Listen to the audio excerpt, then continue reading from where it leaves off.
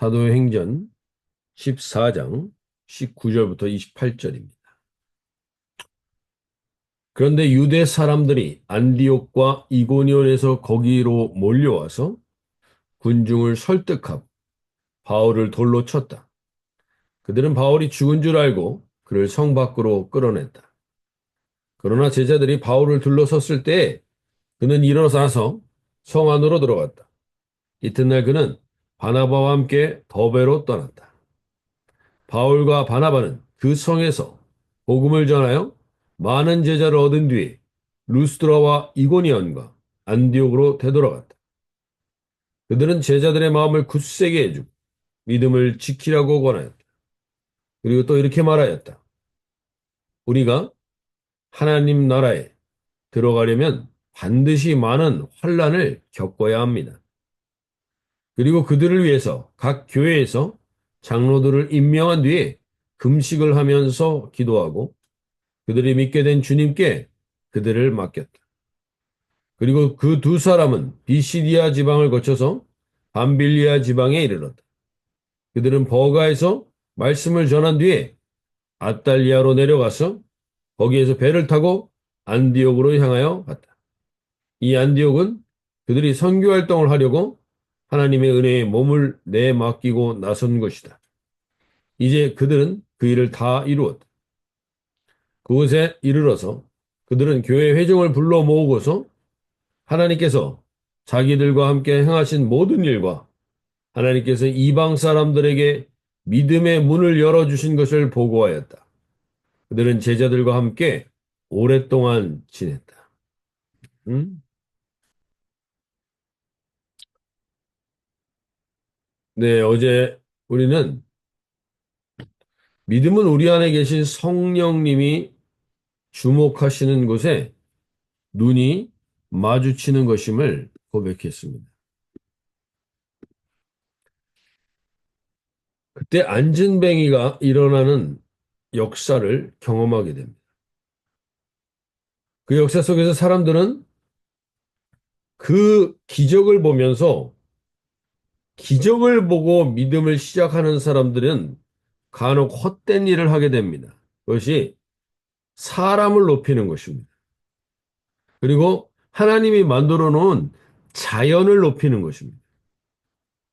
자연과 사람은 소중한 것이지만 그것을 만드신 분이 하나님이기에 그 하나님만을 높이는 것이 가장 헛되지 않은 일이 되는데 늘 우리는 사람을 높이거나 그 자연을 높이는 일에 헛된 일과 헛된 시간을 쓰고 있다는 것을 어제 알려주었습니다.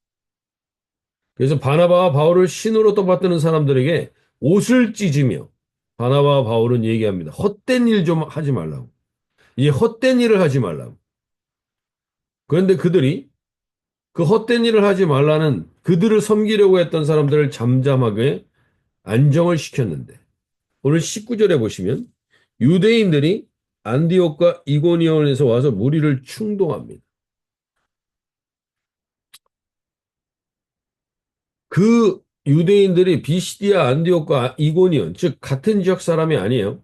그 사람들이 와서 지금 루스드라에 있는 바나바와 바울을 신으로 섬기려고 왔던 사람들을 선동합니다.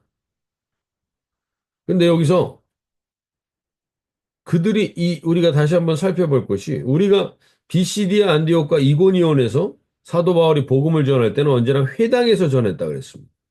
회당은 유대인들이 어느 정도 모여 있어야 그 회당이 지어지게 되는데 지금 유대인들이 이 바울과 바나바를 죽이려고 하는 가장 근본적인 이유는 반유대교적인 그리스도를 전하고 있는 것에 대한 반발이었습니다.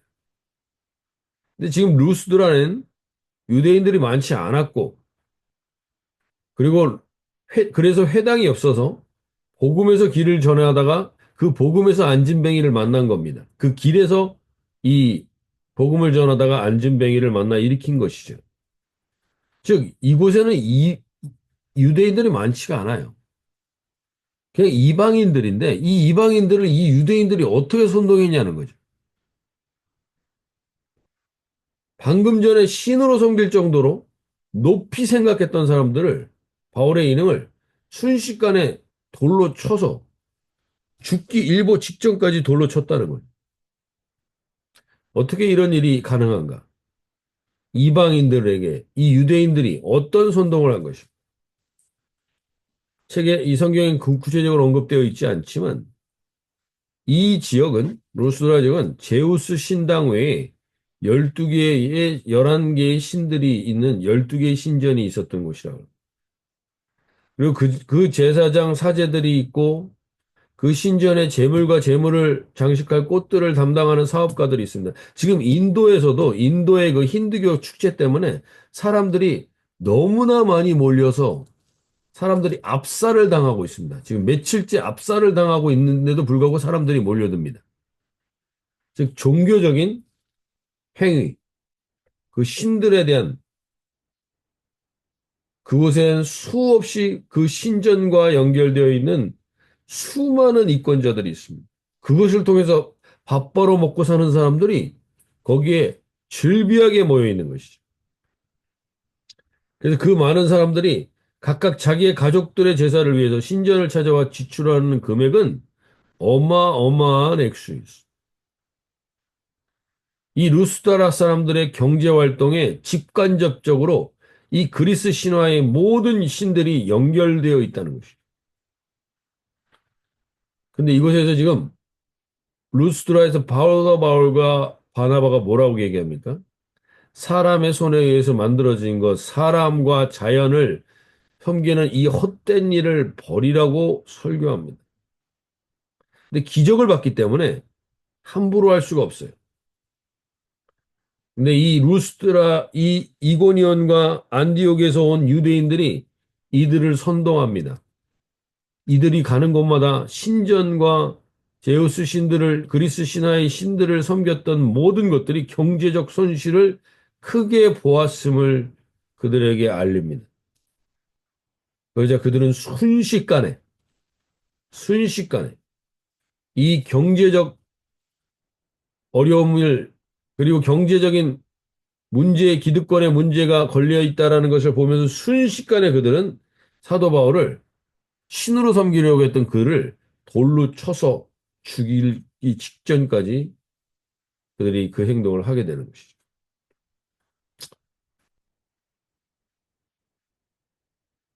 그들의 생계의 문제와 돈의 문제에 연결되어 있으면 사람은 순식간에 변하게 됩니다.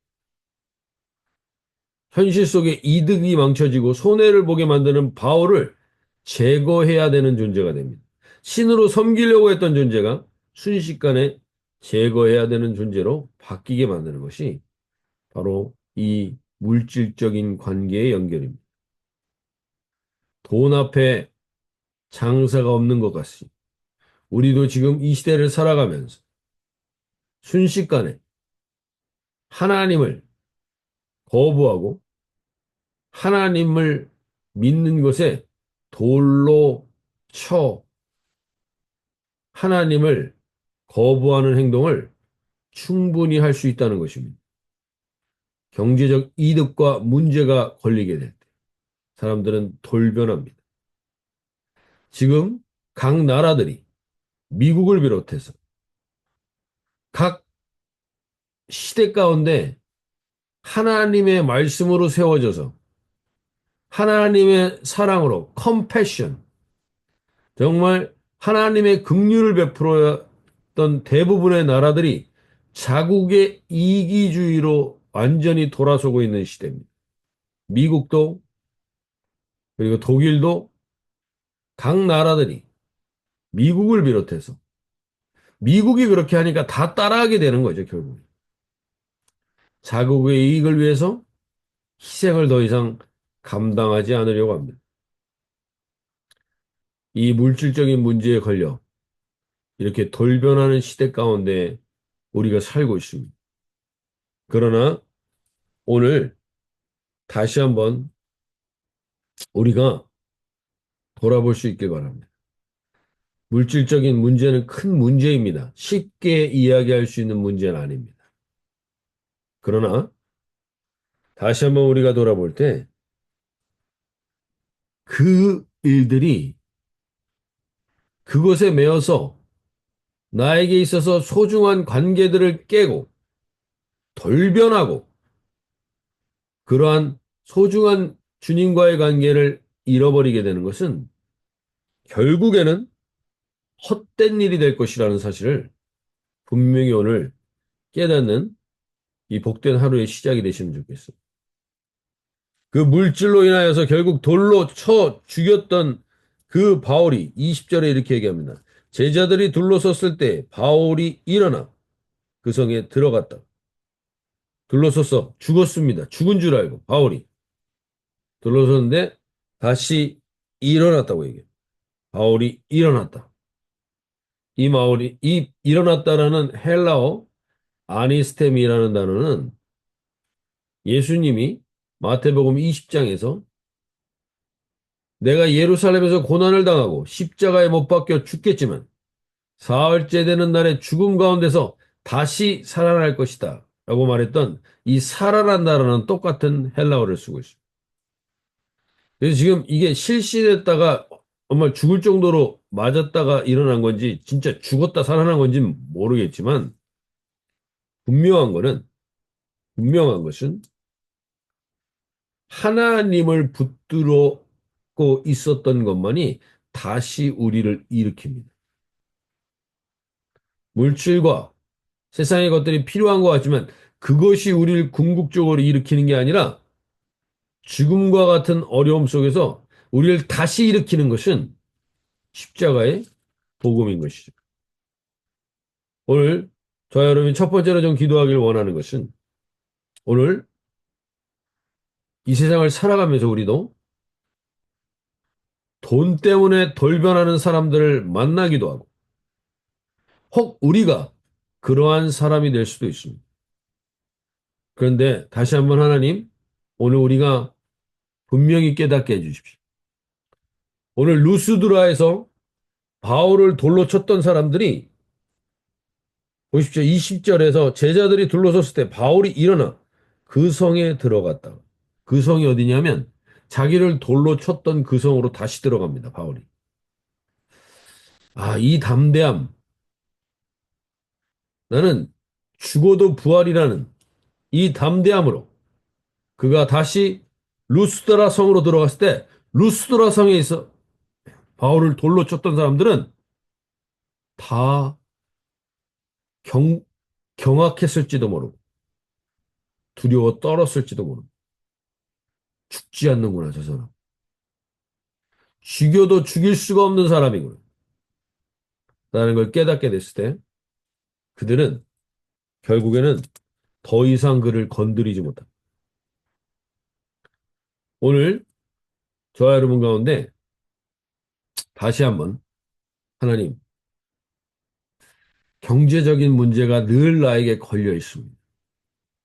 늘 이것에 의해서 넘어지거나 이것 때문에 관계가 어려워지거나 이것 때문에 답답한 현실을 경험하고 계신 분들이 있다면 오늘 주님 그 헛된 일을 반복하지 않게 해주십시오.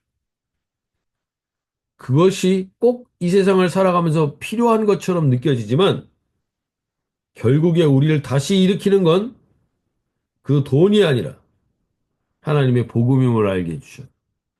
그 복음으로 다시 일어나서 오늘 주님 깨어졌던 관계들, 무너졌던 관계들, 돈 때문에 하나님 갈라졌던 모든 것들이 회복되는 역사가 오늘 있는 저희 주은혜 공동체 한 분 한 분들 되기를 소원합니다.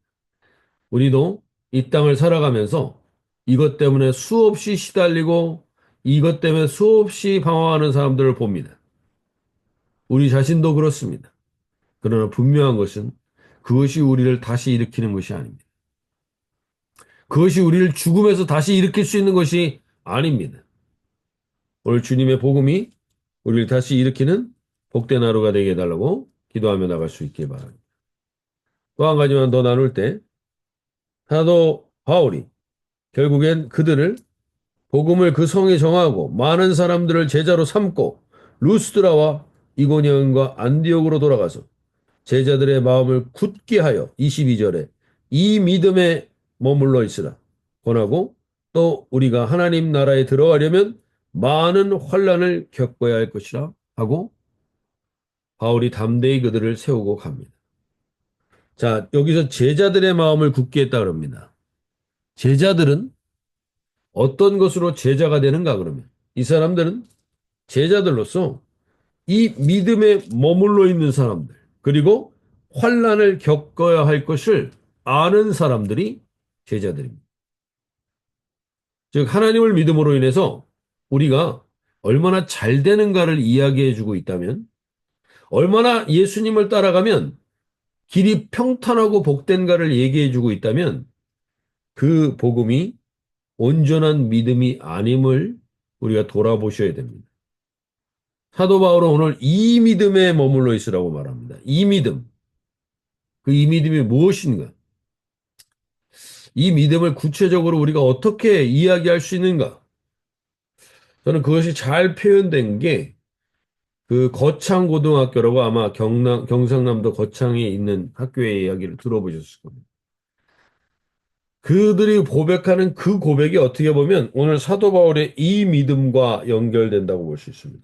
이 믿음 구체적으로 이렇게 고난받고 환난받고 이렇게 하는 거야 라는 것을 더 구체적으로 우리에게 말해줄 수 있는 그 믿음을 그 학교의 표어가 우리에게 알려주는데 대표적으로 이런 표어가 있습니다. 사람은 모두 하나님의 뜻에 의해 고귀한 인격체로 이 세상에 태어났다.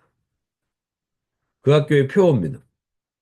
이게 이 믿음이라고 할 수 있는데, 사람은 모두 하나님의 뜻에 의해 고귀한 인격체로 이 세상에 태어났고, 인간의 존재 가치는 절대적인 것으로 그 무엇과도 비교될 수 없다. 이 세상에는 나만큼 귀한 너가 살고 있다. 너라는 존재는 이용의 대상이 아니라 사랑과 구원의 대상이며 더불어 살아가야 할 나의 소중한 이웃이다. 이 표어들이 참으로 우리 공동체, 우리 교회 공동체에도 동일하게 이 믿음에 머물러 있기를 원합니다. 우리 공동체. 이 믿음에 머물러 있는 공동체가 되게 해달라고 기도하면서 이 마음을 우리도 받길 원합니다. 사람은 모두 하나님의 뜻에 의해 고귀한 인격체로 이 세상에 태어나고 인간의 존재 가치는 절대적인 것으로 우리가 지난주에 교사 임명예배 때 얘기했던 것처럼 온리원의 가치를 가지고 있는 것. 그 무엇과도 비교될 수 없다는 것이죠. 이 세상에는 나만큼 귀한 너가 살고 있다. 너라는 존재는 이용의 대상이 아니라 사랑과 구원의 대상이며 더불어 살아가야 할 나의 소중한 이웃이라는 사실. 그러면서 이 학교에서 더 유명한 것은 직업 선택의 십계명이라는 게 있죠. 이것이 우리와 우리의 자녀들에게 나는 과연 적용할 수 있는가? 오늘 사도 바울은 이 믿음에 머물라고 했는데 저희는 이 믿음을 구체적으로 과연 우리 가정 가운데 우리 자녀들에게 실천할 수 있는가 돌아볼 수 있길 바라는데 직업 선택의 십계명에 이렇게 얘기합니다. 월급이 많은 쪽보다는 적은 쪽을 택하라. 내가 원하는 것이 아니라 나를 필요로 하는 것을 택하라. 승진의 기회가 거의 없는 것을 택하라. 모든 것이 갖추어진 곳을 피하고 처음부터 시작해야 하는 황무지를 택하라. 앞을 다투어 모여드는 곳은 절대 가지 말라. 아무도 가지 않는 곳으로 가라. 장래성이 전혀 없다고 생각되는 곳으로 가라. 사회적 존경 같은 것 바라볼 수 없는 곳으로 가라. 한가운데가 아니라 가장자리로 가라. 부모나 아내가 나 약혼자가 결사 반대하는 곳이면 틀림없다. 의심치 말고 가라. 왕관이 아니라 단두대가 기다리는 곳으로 가라. 결코 쉬운 일이 아니죠. 저희는 과연 저희 자신이 이렇게 선택하며 우리의 자녀들에게 이러한 길을 가라고 말할 수 있는가? 근데 오늘 우리가 사도행전을 읽으며 사도 바울이 말하는 이 믿음에 머물라고 하는 길은 어떻게 보면 정확하게 이런 길일지도 모르겠습니다. 우리 교회 공동체는 과연 무엇을 추구하는 공동체인가? 이 믿음에 머무르게 하는 공동체인가? 아니면 다른 복음을 전하는 공동체인가? 사도 바울이 얘기했던 이 믿음에 머물 수 있는 결코 쉬운 일 아닙니다. 그러나 이것이 헛된 일이 아닐 거라. 우리 인생을 헛되게 만드는 게